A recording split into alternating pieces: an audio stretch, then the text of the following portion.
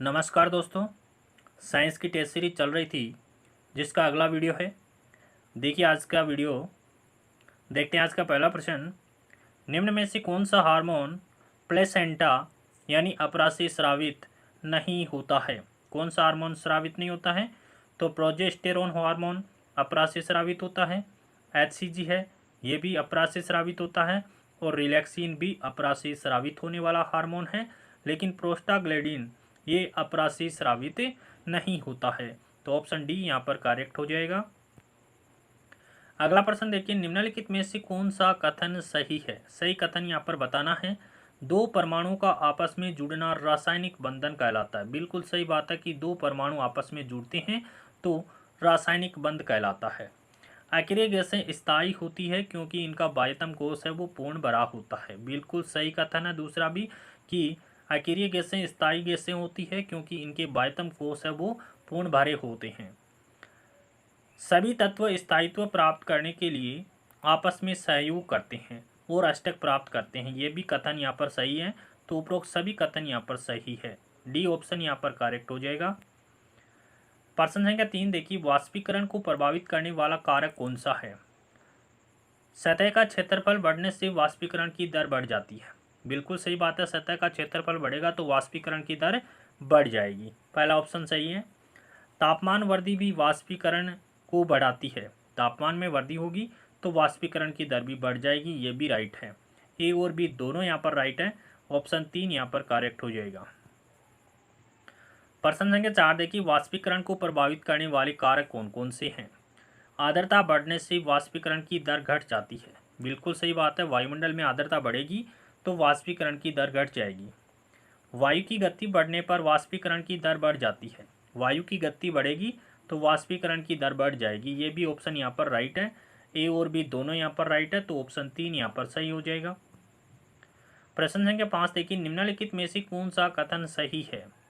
वाष्पीकरण सतही परिघटना है। बिल्कुल सही कथन है ये कि वाष्पीकरण है वो सतही परिघटना है। सतह का क्षेत्रफल बढ़ेगा तो वाष्पीकरण की दर बढ़ जाएगी, सतह का क्षेत्रफल घट जाएगा तो वाष्पीकरण की दर भी घट जाएगी। क्वथनांक से कम तापमान पर द्रव्य के वाष्प में परिवर्तित होने की प्रक्रिया को क्या कहते हैं? वाष्पीकरण कहते हैं। ये भी बिल्कुल राइट है कि क्वथनांक से कम तापमान पर यदि कोई द्रव्य वाष्प में परिवर्तित होता है तो उस प्रक्रिया को क्या कहते हैं? वाष्पीकरण कहते हैं। ऑप्शन 3 यहाँ पर करेक्ट हो जाएगा कि ए और बी दोनों यहाँ पर राइट है। प्रश्न संख्या 6 देखिए, एक वायुमंडलीय दाब का मान क्या है? तो एक वायुमंडलीय दाब का मान होता है 1.01 इंटू 10 की पावर 5 ATM होता है। ATM atmosphere. एक वायुमंडलीय दाब का मान कितना होता है? 1.01 इंटू 10 की पावर 5 ATM होता है। अगला देखिए, तापमान का अंतरराष्ट्रीय मात्रक क्या है? तापमान का अंतरराष्ट्रीय मात्रक क्या होता है? केल्विन होता है। प्रश्न संख्या 8 देखिए, गुब्बारों में कौन सी गैस भरी जाती है? तो हाइड्रोजन गैस का उपयोग किसमें करते हैं? गुब्बारों में करते हैं। प्रश्न संख्या 9 देखिए, परावर्तन की घटना में माध्यम में कोई परिवर्तन नहीं होता है। बिल्कुल सही बात है। परावर्तन की घटना में क्या होता है? परावर्तन की घटना में प्रकाश की किरण जिस माध्यम से आती है उसी माध्यम में वापस लौट जाती है। इस घटना को प्रकाश का परावर्तन कहते हैं और इसमें माध्यम में कोई परिवर्तन नहीं होता है।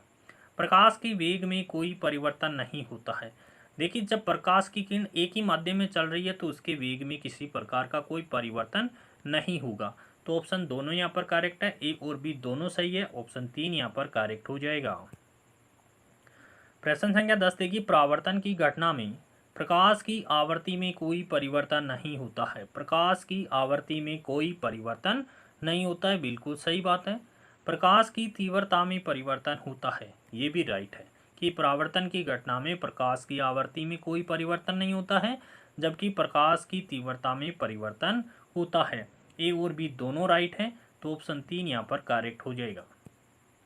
प्रश्न संख्या 11 और आज का अंतिम प्रश्न भी है। परावर्तन की घटना में प्रकाश की तरंग दैर्घ्य में कोई परिवर्तन नहीं होता है। प्रकाश की तरंग दैर्घ्य में कोई परिवर्तन नहीं होता है। बिल्कुल सही बात है। प्रकाश की तीव्रता में परिवर्तन होता है। ये भी करेक्ट है कि परावर्तन की घटना में तरंग दैर्घ्य में कोई परिवर्तन नहीं होता है, जबकि प्रकाश की तीव्रता में परिवर्तन होता है। ए और बी दोनों सही है, तो ऑप्शन 3 यहाँ पर करेक्ट आंसर हो जाएगा।